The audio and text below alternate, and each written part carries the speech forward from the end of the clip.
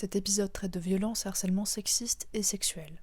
Si vous pensez que ces sujets risquent de vous replonger dans des souvenirs douloureux, je vous conseille vivement de reporter son écoute, de passer à un autre épisode ou à un autre podcast. Je suis Morgane Simoneau, et c'est grâce aux personnes qui m'ont prêté leur parole que ce projet a pu naître. Bienvenue dans le premier épisode de Bagage artistique.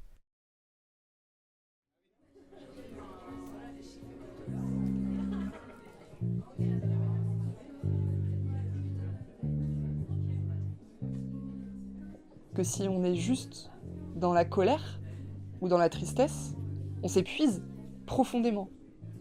Oui, c'est ça aussi en art-thérapie. On apprend à regarder les petites choses simples, même écouter le bruit de la pluie.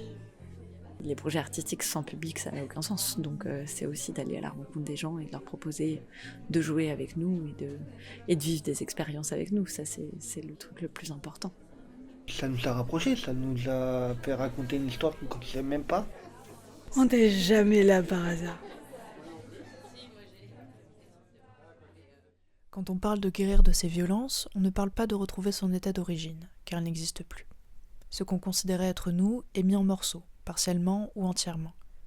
Chaque morceau est éparpillé sur différents plans, chacun d'entre eux se souvient et déglutit à son rythme, hurlant sur ceux qui sont à la traîne. L'autre, celui ou celle qui a fait violence, remodèle les pièces pour convenir à ses désirs. Il les émiette, les retrousse, les goûte, puis les recrache. Et ces morceaux qu'on a laissés gisant derrière nous, on ne doit pas s'en préoccuper. Ils sont loin maintenant, on doit passer à autre chose, tourner la page. Mais tourner la page sur quoi ? On aura beau marcher en sens inverse, courir, enfoncer les portes qui nous barrent le chemin, déchiqueter les murs et creuser le sol, on les sent toujours.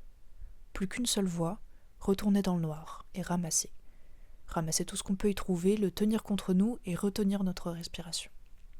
On peut les regarder, les morceaux, faire l'inventaire de ce qu'on a perdu, de ce qui nous reste, de ce qu'on souhaiterait retrouver, et on avance. On parle alors de reconstruction, mais cette reconstruction, elle est lente, difficile, imposée comme solitaire et silencieuse. Aujourd'hui, on se bat contre le silence et on fait corps ensemble pour penser ses blessures physiques et psychiques. J'espère que les récits qui composent cet épisode pourront vous apaiser aussi bien que vous mettre en mouvement. Marion et Elisabeth font porter leur voix parmi celles du collectif Vacarme afin de partager le potentiel immense de la sororité. Je laisse tout d'abord la parole à Marion. J'ai vraiment pris conscience que j'aimais bien écrire, et pas que dans un cadre où j'ai beaucoup écrit, c'était mes études, le cadre professionnel et tout, mais là c'était aussi écrire sur les violences vécues en l'occurrence. Et j'ai vraiment eu besoin d'extérioriser et de partager, dans le cadre du slam du coup, une situation que je vivais très très fort. Donc je vais peut-être reparler juste après, mais l'art pour moi c'est déjà une manière de m'occuper sans avoir un objectif, de faire un truc utile à tout prix, de faire un truc productif, voilà. Là j'aime bien, je fais du beau mais selon moi. Je fais du sensible. Ça me permet aussi ça, c'est d'exprimer toute ma sensibilité en fait. Parce que c'est un truc qui me définit pas mal et que j'ai combattu pendant des années, mais en fait je vois à quel point ça me sert, et notamment dans ces pratiques artistiques-là. Je suis Elisabeth, artiste plasticienne et modèle vivant de profession. Ce que je fais, comme je te l'ai dit, c'est...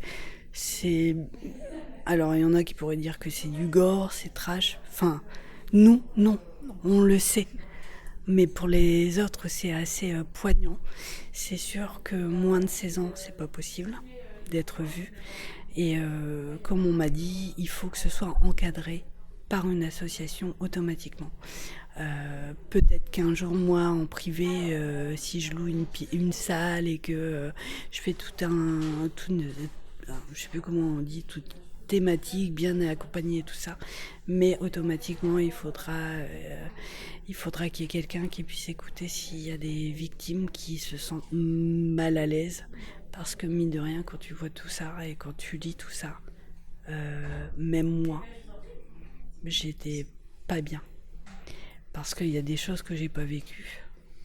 Du moins, je ne pense pas, malgré tout ce que je peux ramasser à l'appel, mais Il y a des choses que j'ai pas vécues et quand je les lis, ben voilà, j'ai envie de prendre la personne et de lui donner autant d'amour que je peux, mais ça va pas la guérir, quoi. Depuis quelques années, l'omerta autour des violences sexistes et sexuelles se lève. Elle est loin d'être globale et la peur d'être écrasée sous le poids du système patriarcal flotte toujours comme une épée de Damoclès au-dessus des personnes qui ont subi ces violences. Car aujourd'hui encore, les femmes mentiraient, les enfants mentiraient, les hommes aussi. Il y aurait de bonnes victimes, de mauvaises victimes, des personnes qui n'auraient pas dit assez clairement non, pas assez de fois, qui ne se seraient pas assez débattues ou pas du tout, et tout un panel d'explications à charge pour bien faire comprendre que c'est bien de leur faute. Alors quand on fait porter la responsabilité des violences à celles qui l'ont subies, il n'existe plus de système qui broie. Si ce n'était pas assez, la charge du soin, elle aussi, est négligemment posée sur elle et sur eux. Débrouillez-vous maintenant, on a fait tout ce qu'on a pu. Vous irez seul vous soigner, vous irez seul au commissariat, et surtout, ne faites pas trop de vagues. Vous n'irez pas gâcher la vie de quelqu'un quand même. Bon, trêve d'atrocité, ces paroles et renversements de la culpabilité sont malheureusement trop communs, elles entaillent et traumatisent de nouveau. Que faire donc de ces violences systémiques, dont le soin tiendrait autant de l'individuel que du collectif ? Peut-on rendre l'intime politique ? Oui, carrément. En fait, on passe d'une dimension individuelle à une dimension collective. Je pense là à la manière dont on s'est connus, donc Vacarme, qui est une exposition artistique et collective sur les violences et harcèlements sexistes et sexuels, où en fait on a pu réaliser des œuvres avant cette expo, mais aussi pour cette expo, pour certaines personnes. Et du coup, on s'est rencontrés, on a monté cette expo, on y a participé collectivement. Donc il y a un petit groupe, on va dire, de personnes qui ont porté le projet et qui sont allées chercher les financements aussi autour de ça. Mais voilà, ça devient une expo collective et un espace militant. Ces espaces d'exposition-là, c'est aussi des espaces où ces thématiques-là, elles existent physiquement, où à travers les vernissages, on va, pareil, visibiliser ces violences-là, et puis de manière encore plus vivante, on va dire, parce qu'il y a des personnes qui viennent incarner aussi leur vécu, de différentes manières, soit juste elles sont là et on les repère pas forcément, mais elles occupent l'espace, soit elles ont leurs œuvres, et puis elles viennent les interpréter quand c'est des textes, enfin voilà, il y a plein de choses comme ça.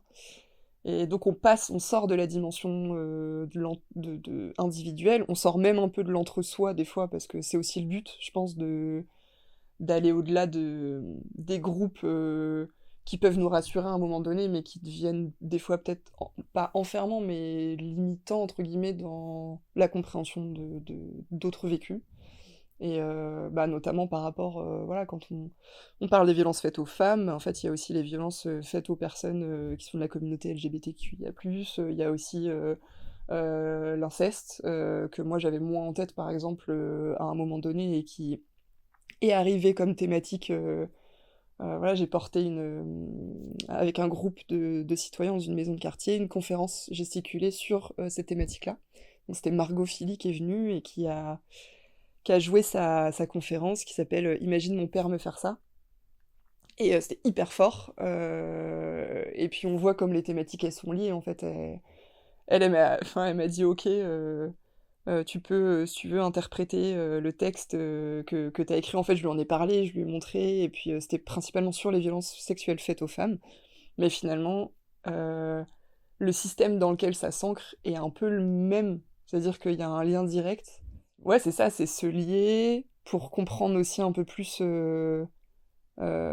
largement les violences vécues et les thématiques liées.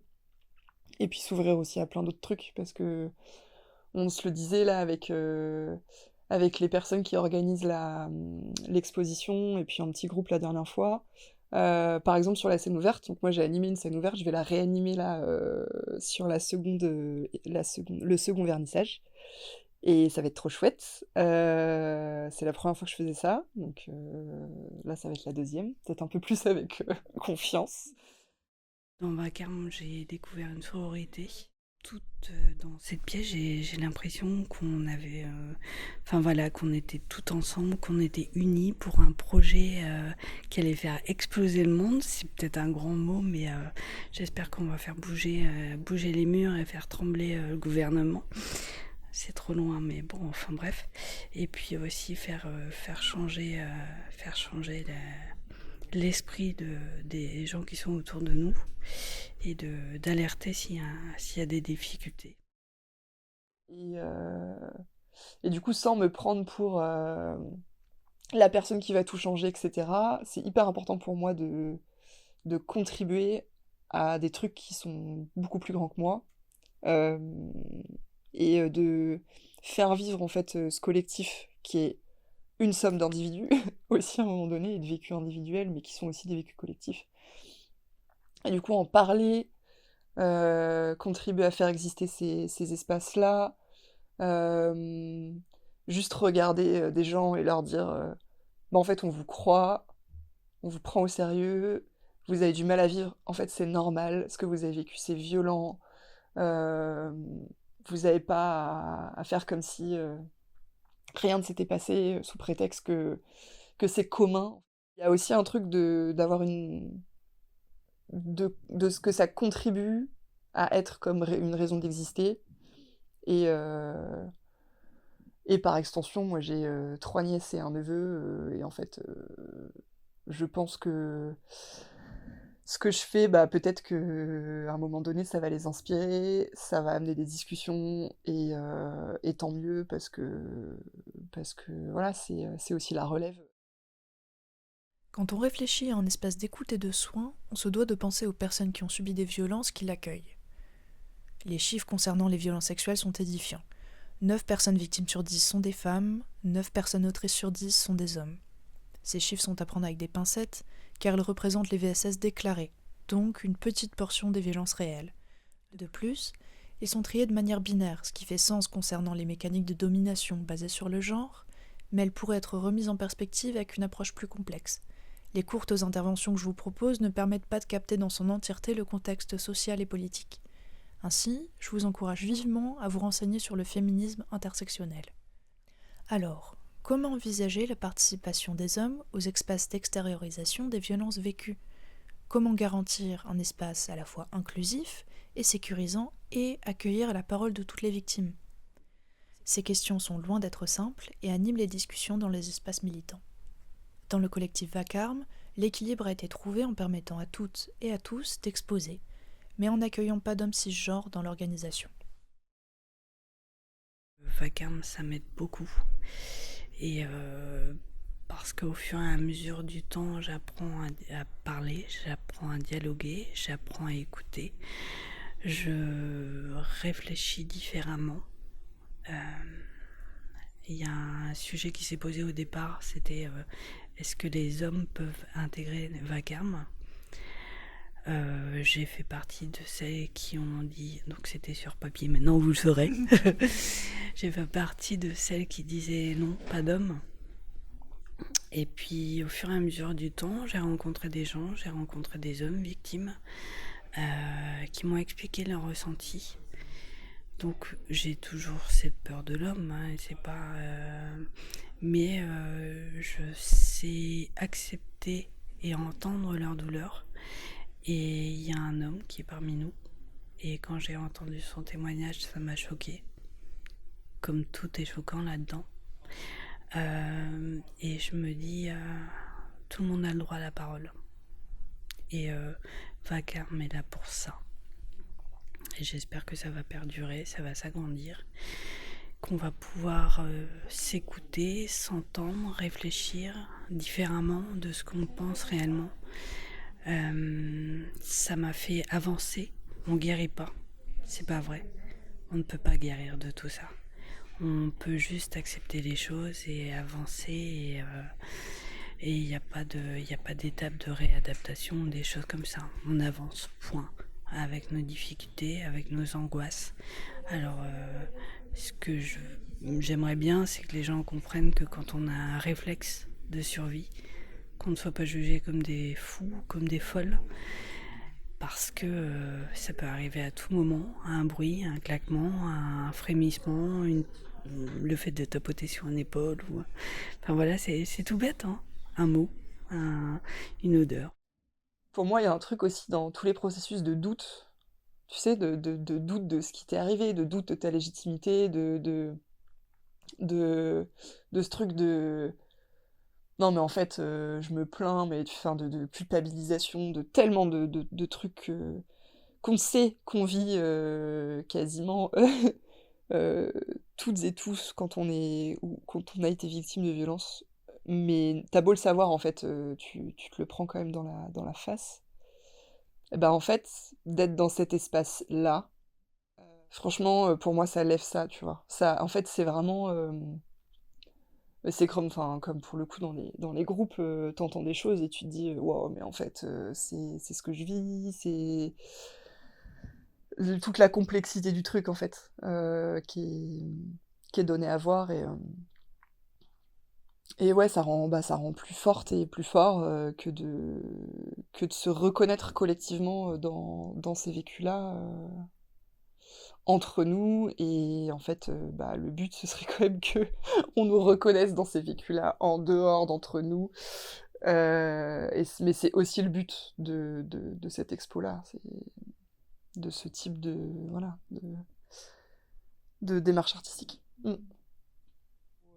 Ça a du sens et on peut pas faire comme si ça existait pas, et en plus de pas faire comme si ça existait pas, on va en parler, on va prendre de la place.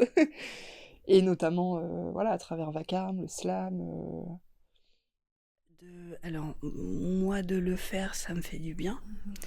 Je vais pas dire que ça m'arrive de pleurer et de me remettre. Il y a des choses que je remets à plus tard parce que je peux pas le finir, ou ça peut m'arriver de me lever à 3h du matin pour finir une œuvre, ou ça peut m'arriver aussi d'être malade, de vomir, de plus savoir, de plus réussir. Mais ça me fait du bien dans le fait où j'exprime les choses et je montre que personne n'est seul en fait. Ça me fait du bien de pouvoir l'exprimer parce que c'est comme tout, dès que vous posez sur le papier, vous savez que ça existe. En fait, c'est ça. Il y a dans les quelques œuvres, il y a cette boîte. Et quand je l'ai fait, donc je l'ai fait 1 heure avant de la livrer. Je l'ai fini, en fait, la boîte, elle a été finie la veille, quoi. Ça a été fait, je vais pas dire à l'arrache, mais j'arrivais pas. Moi, ils étaient présents comme ça sur des plateaux, mais en fait, il faut que ce soit caché, faut avertir les gens, faut pas brusquer les gens et en fait, le jour de l'exposition, quand les gens ont ouvert la boîte, en fait, ils existaient juste pour moi. Ils ont toujours existé pour moi parce qu'ils sont chacun des dates d'anniversaire. Et quand les gens ont ouvert la boîte, je me suis dit, ça y est, ils existent en fait. C'est peut-être bête. Faut pas croire qu'un avortement, c'est simple. Ça marque un corps, ça marque un esprit. C'est pas toujours au long terme. Et qu'on a besoin de suivi. Alors moi, j'ai compris il y a pas longtemps qu'il y avait un suivi, mais j'avais pas la possibilité de l'avoir parce que je n'avais pas accès à la boîte aux lettres. Donc en fait, les documents administratifs, je les avais pas. Donc je pouvais pas savoir qu'on pouvait m'aider. Et il y a quelques années, j'ai envoyé un courrier à un chirurgien qui m'a avorté le deuxième avortement et qui m'a fait une réflexion et que j'ai toujours eu dans ma tête pendant des années. Et je lui ai envoyé un courrier en lui disant en lui expliquant pourquoi j'avais fait cet acte et que ses parents m'avaient blessée, marquée, et que voilà, je le pardonnais de son erreur, et en fait il m'a renvoyé un courrier. Qu'est-ce qu'il a répondu ? Il s'est excusé de sa maladresse. J'en suis humain. Et vous êtes complice. complice de l'état dans lequel je suis, des récidives, des crimes de cet homme qui reste impuni, libre, content que rien ne se passe, sauf le temps. Tic, tac, une autre. Vous êtes complice. Vous qui décidez que pendant 2 ans, rien ne se passe, qu'en attendant son jugement, d'autres prennent nos places. Vous qui savez, avez-vous et vous taisez, laissant le voisin prendre votre place ou pas? Attendez, madame, vous ne voyez pas? Expliquez-moi. On n'a pas les moyens, en tôle, il n'y a pas de place. Pas le temps de tout traiter, des dossiers, on en a des masses. Qui décide de ce budget dérisoire? N'ont-ils rien entendu, rien retenu, toutes ces histoires?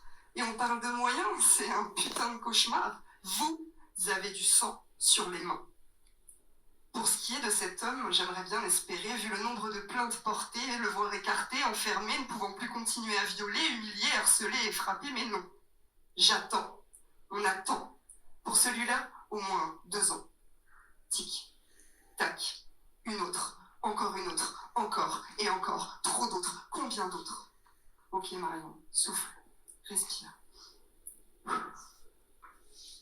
On m'a dit, vous avez fait ce que vous pouviez. À votre niveau, il n'est possible que de parler. J'ai capté. J'ai rien à attendre de plus que de votre côté. Vous pourrez peut-être le faire payer. Trop tard, jamais assez.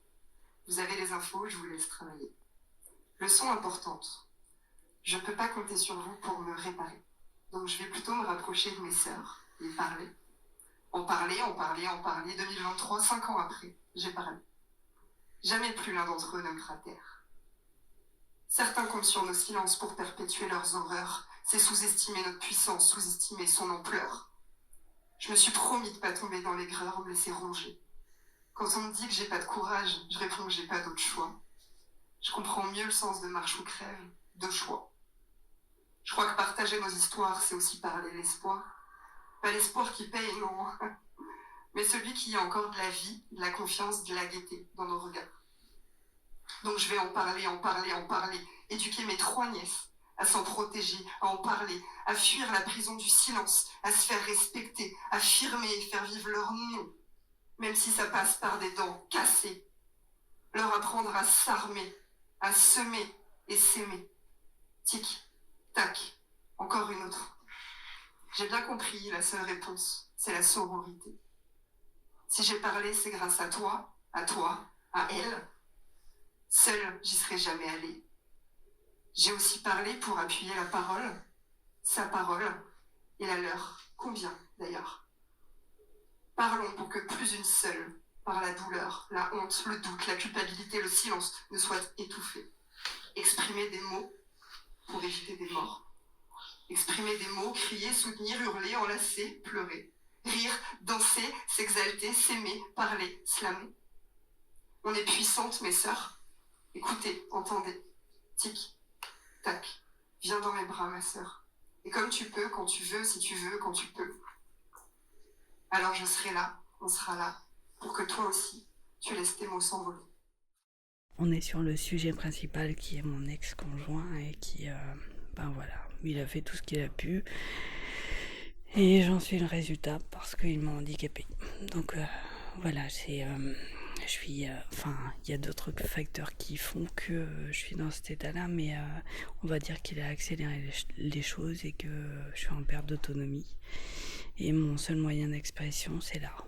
Donc, et je me suis dit, c'est aujourd'hui. Alors, je ne demande pas à être connu spécialement, je demande que Vacarme soit connu et qu'il puisse percer tout le monde dans l'âme, dans le cœur, enfin je sais pas comment dire, mais voilà, je trouve que c'est un collectif qui m'apporte beaucoup. On se soutient, on essaye de savoir comment on va, on se parle, on a toujours nos réflexes de survie, on sait pas qui est devant nous, mais voilà. Mais on arrive à s'entendre et on se soutient. On a des difficultés à parler parfois, mais j'aimerais bien avoir un sourire réel sur le visage de celle qui m'accompagne lors de ces expositions, mais de voir juste un sourire qui leur appartient et non pas un sourire de façade pour tenir leur douleur. parce qu'il y en a beaucoup qui souffrent encore. Je dis pas que je souffre plus, mais j'ai accepté. Je suis très bien accompagnée. Et on va dire que mes cauchemars sont de moins en moins présents. Et que je sais... Enfin voilà, je lis beaucoup de livres. Je parle beaucoup avec mon psy, qui est... je sais même pas, on dirait un ange, parce qu'il a 80 ans. Il se bat pour protéger les victimes et je parle avec beaucoup de personnes, des artistes, des jeunes filles, des jeunes hommes, voilà. Et je me dis que il n'a pas réussi à m'anéantir et que je suis fière aujourd'hui d'être vivante, tout simplement. L'art, c'est... Enfin là, en l'occurrence, sur l'écriture, puis l'interprétation sur scène et tout, c'est un moyen de rencontrer des gens, c'est un moyen d'exprimer, de libérer sa parole, d'entendre d'autres personnes le faire et du coup d'être sensibilisé à certains sujets, mais ouais, surtout d'aller chercher des rencontres, du soutien, des fois, et puis de soutenir d'autres personnes. Voilà, moi sur le sujet des VSS, j'anime des groupes de parole mensuels, donc dans une asso. Et en fait, il y a une personne qui participe au groupe, à qui j'ai parlé du slam, et qui est elle-même allée sur les scènes slam ensuite pour parler de son histoire. Et en l'occurrence, cette personne est un homme. Et du coup, je pense que c'est aussi un peu un enjeu que une personne qui a connu des violences sexuelles, en l'occurrence quand il était enfant, puisse en parler en tant qu'adulte, en tant qu'homme, en public. Enfin voilà, pour moi c'est assez... c'est important. C'est important évidemment que les femmes parlent. Mais pour moi la question du genre, elle est même un peu... secondaire entre guillemets dans l'expression des violences sexuelles. Pour moi, voilà, toute personne qui a vécu des violences sexuelles, en tenant compte en fond de toute la dimension systémique qui est clairement au détriment des femmes et des minorités de genre et les impacte le plus. Il y a quand même ce vécu-là qui a sa place dans des espaces d'extériorisation et dont les scènes slam peuvent faire partie. Je me suis réouvert au monde il y a très peu de temps, parce que c'est difficile de s'ouvrir au monde, hein, tu dois comprendre. Et j'ai vu des choses et je comprends des artistes. Alors elles sont peut-être pas prêtes à parler, elles parlent avec leur art aussi. J'ai pu dialoguer avec elles et c'est pareil, c'est d'autant plus dégueulasse que ça a pu être dégueulasse pour moi. Il y a un truc dans les regards... Je trouve que quand on a un vécu partagé, même si on... Enfin, il y a un élément de vécu partagé. Tu vois, quand on parle de PAIRS, c'est vraiment ça. C'est que on n'a pas forcément vécu exactement la même expérience, de la même manière, etc. On a des vécus qui sont individuels, mais on a aussi des vécus qui sont collectifs. Quand Marion et Elisabeth parlent de vécu partagé, de regards complices, je sais pas pour vous, mais chez moi ça résonne. Ça peut passer par de toutes petites choses, comme une discussion en voiture, interrompue d'un coup pour chanter en chœur à la gloire des femmes en deuil de Mathilde, un sourire tendre après une discussion difficile, ou même un soupir commun de soulagement après qu'un harceleur ait quitté la table d'un bar. Parfois c'est plus profond, plus animal, comme lors des vernissages de vacarme. Là-bas, nos larmes et nos rires ont fait écho dans les mêmes pièces, on était chez nous, libres de chuchoter, de dire, d'exclamer nos vécus, de partager comment on avance, comment on s'enfonce, comment on grandit. On trouve chez les autres des fragments de nous-mêmes et on se les emprunte volontiers pour continuer à vivre. Pour beaucoup, on ne se connaît pas, du moins au début. On peut s'apprécier ou non, ne se comprendre que partiellement, mais on se soutient. Il y a des choses qui peuvent être dites, il y en a qui restent du non-dit, qui me restent à moi propre, qui seront certainement dit le jour d'un jugement futur, peut-être pas. Je sais pas, mais je sais que quand ça arrivera, je sais déjà pas si je laisserai, comment on dit, pas à huis clos mais ouvert le jugement, parce que si le jugement est ouvert et qu'on entend tout ce qu'il y a à entendre, je suis sûre que je perds mon boulot, quoi. parce que les idées des uns et des autres sont totalement erronées et que ils vont pouvoir se dire qu'elle fait ce boulot parce que, mais non, je fais ce boulot parce que c'était une thérapie au départ et que maintenant j'ai pris conscience de ce que j'étais, de ce que je suis devenue et de ce que je suis capable de faire maintenant. Mais ça a été un long chemin avant de réapprendre à me regarder dans un miroir. J'avais les cheveux très courts, je me faisais pas spécialement attention à moi parce que j'avais peur d'attirer les hommes et d'avoir une mauvaise expérience. J'ai été très sombre pendant longtemps. Maintenant, j'ose les couleurs. Bon, là, il n'y en a pas beaucoup, mais j'ose les couleurs, j'ose me maquiller, j'ose parler, j'ose me parfumer, j'ose marcher dans la rue en toute liberté. Enfin, oui. C'est bizarre, hein, mais la canne fait peur, en fait. Je sais pas. J'ai pas été importunée encore des choses. Mais voilà, enfin pour dire que il y a eu du chemin. Même à la faire mes cours, j'y arrivais pas parce que j'avais peur qu'ils soient derrière moi. Avant, quand je venais sur elle, j'avais toujours peur qu'ils me suivent ou qu'ils me fassent suivre. Et le fait d'intégrer tous ces collectifs m'ont fait prendre conscience que même si t'es suivi, peu importe, le principal c'est que tu puisses parler avec beaucoup de gens et que tu puisses t'exprimer. Et voilà. En fait, ce qu'on se disait là par rapport à la scène ouverte, c'est que ça pourrait être intéressant d'amener les gens à témoigner des violences vécues, mais aussi de parler des vécus qui sont liés à ces violences, qui soient des vécus de souffrance, voilà, de prise en charge psychologique, de plein de choses en fait, des défaillances du système de prise en charge justement des victimes, etc. Mais aussi des vécus positifs entre guillemets, en fait pas de ce que ça a amené en mode ce qui ne te tue pas te rend plus fort, plus forte, non, mais plutôt de ce que ça génère peut-être en termes de parfois en termes de rencontres, en termes de création justement artistique, etc. En fait, on ne doit pas glorifier le vécu en se disant c'est génial d'avoir vécu ça parce que ça a permis ça, mais n'empêche qu'on peut pas fermer les yeux sur ce que ça a permis éventuellement derrière dans nos vies. Et moi je remercie ces collectifs-là d'exister, les scènes slam de laisser aussi la place à ces thématiques-là où on se sent pas, même si c'est pas une évidence, on se sent pas rejeté parce qu'on vient en parler. J'ai eu une illumination lors d'un reportage d'une ancienne artiste qui avait fait les Beaux-Arts à Rennes.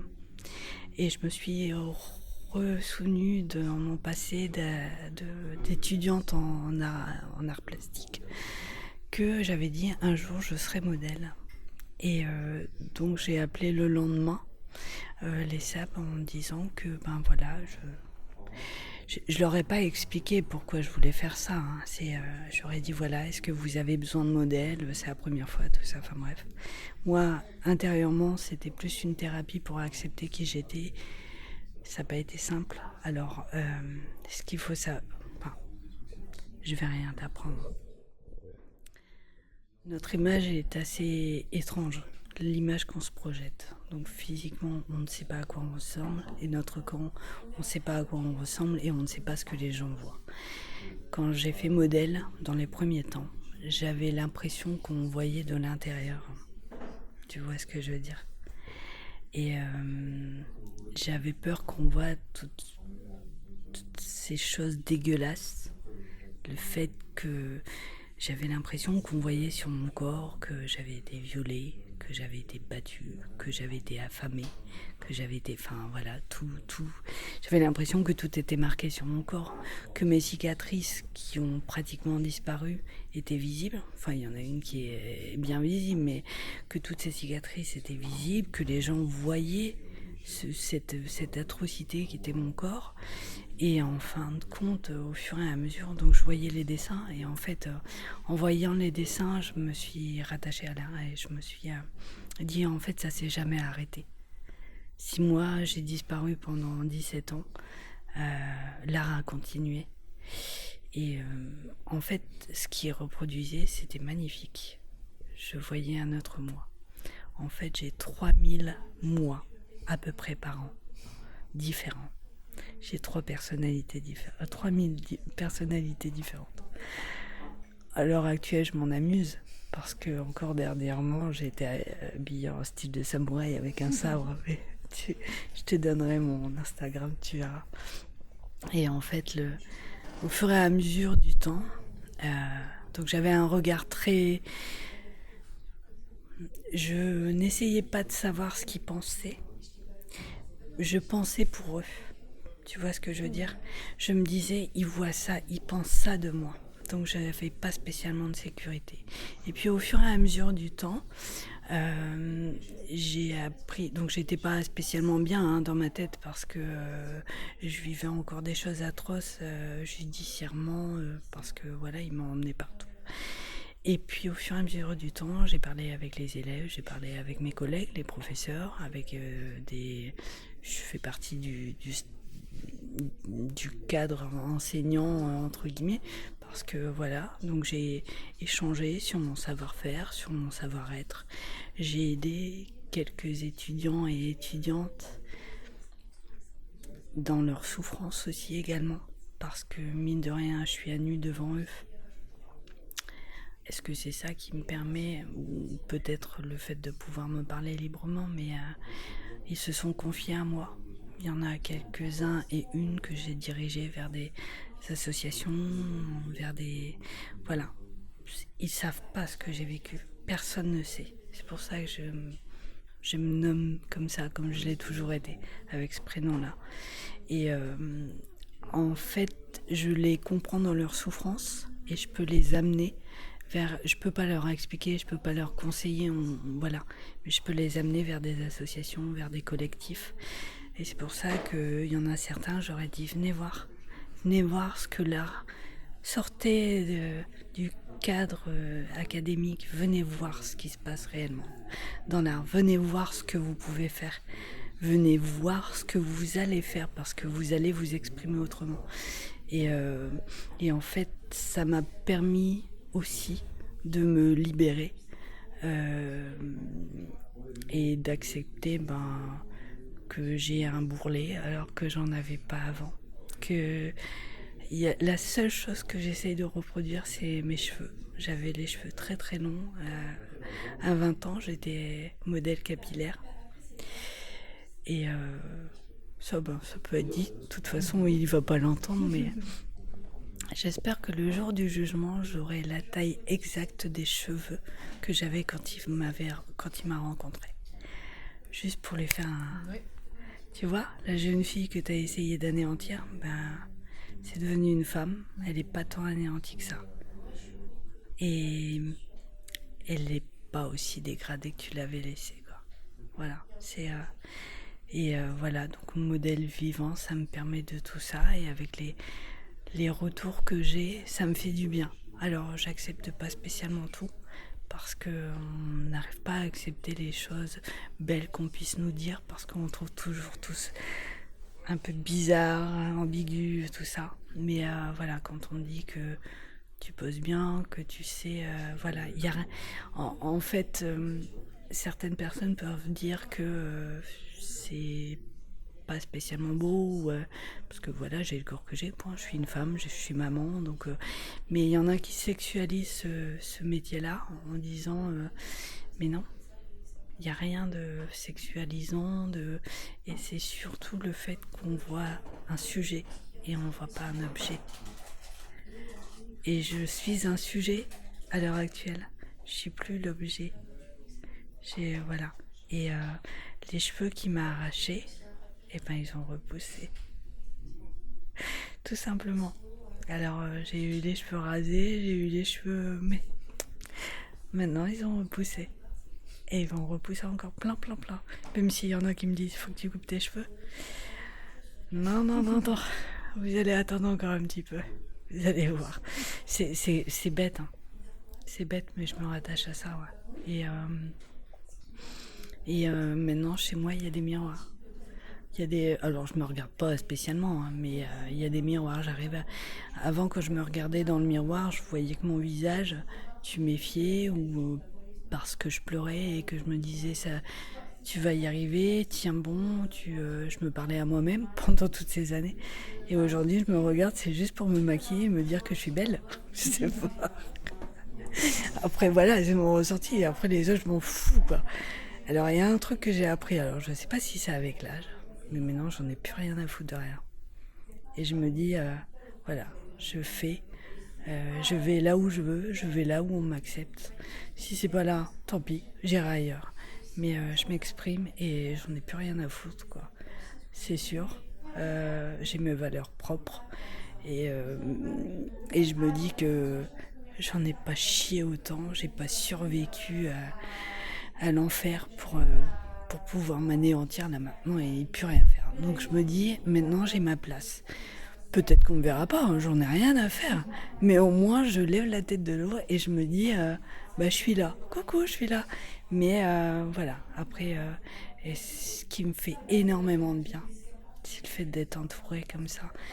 On n'est pas spécialement copines ou machin, mais on est comme des sœurs en fait. Des sœurs de douleur en fait. Et ce qui est dingue, c'est que personne ne parle. En fait, on voit la beauté. Enfin, comme moi, chaque jour, chaque matin, je remercie la lumière d'être là. Je veux dire, quand on va en manif, par exemple, c'est pas juste gueuler et exprimer nos colères, c'est aussi partager des moments où en fait on danse parce qu'il y a des gens qui jouent des percus et que en fait on fait la teuf tout en se battant, tout en luttant contre, enfin voilà, sur des sujets. Il y a quelque chose de très, tu sais, de très paradoxal entre guillemets, enfin qu'on pourrait voir comme paradoxal, mais en fait qui est hyper important parce que si on est juste entre guillemets dans la colère ou dans la tristesse, on s'épuise profondément en fait. Et je pense qu'on a intérêt à cultiver un doux mélange, pas trop doux, mais un mélange entre les différentes émotions que ça génère chez nous et s'autoriser ce que d'ailleurs certaines personnes ont du mal à s'autoriser et elles l'expriment en groupe de parole. Il y a ce truc de la bonne victime, elle doit pas avoir de joie. En fait, si t'as été victime de violences sexuelles en l'occurrence, et que tu sors, que tu ris, que t'as d'autres relations, c'est qu'en fait t'as peut-être même pas été victime, tu vas bien, regarde, c'est bizarre. En fait, il y a tout un tas de trucs encore qui existent comme ça, qui font que certaines personnes s'empêchent de vivre des moments joyeux, alors qu'elles en ont envie et qu'elles sont tout à fait légitimes à ressentir tout un tas d'émotions complexes. Et voilà. Et du coup, ces moments-là, ils sont hyper importants, comme passer de l'expression d'un texte à vacarme, qui est assez militant, un autre qui est plus intime, avec, on va dire, de la peine, de la tristesse qui ressort beaucoup, à quelque chose de plus joyeux, entre guillemets, ou entraînant, avec un chant participatif qui amène plutôt à se lever contre et à chanter en chœur. Et en gros, pour moi, tout ça, ça doit exister pour que... déjà, pour qu'on ait envie de continuer, en fait.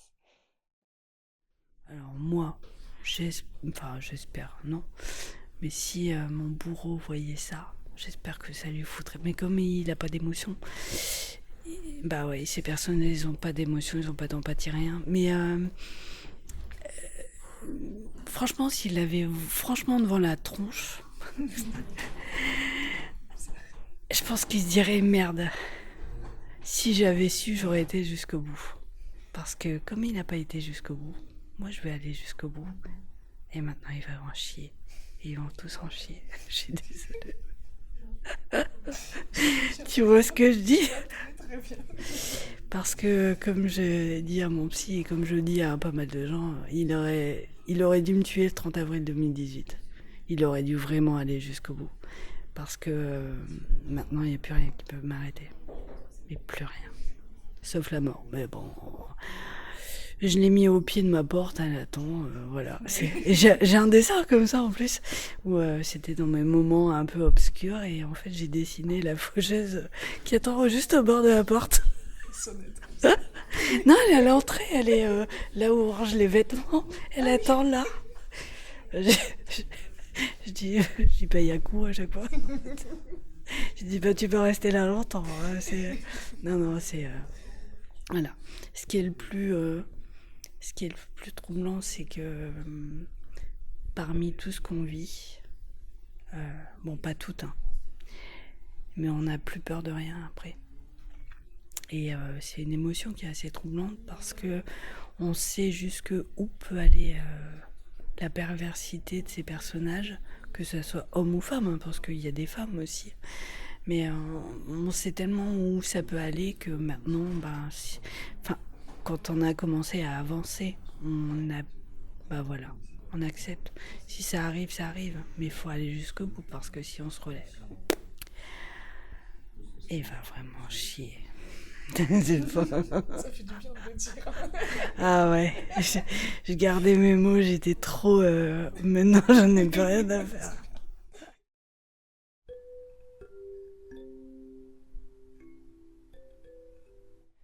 Vous avez écouté le premier épisode de Bagage artistique. Un grand merci à Marion et Elisabeth, prenez soin de vous et à la prochaine.